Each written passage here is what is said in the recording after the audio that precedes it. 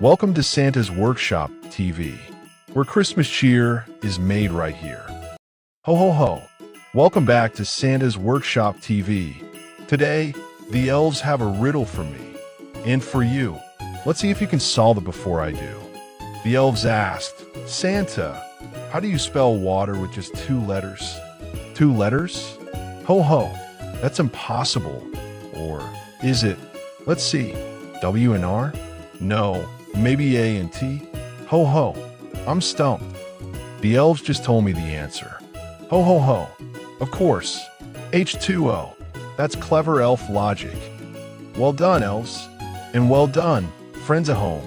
Remember, sometimes thinking differently is the best kind of Christmas magic. Ho ho ho.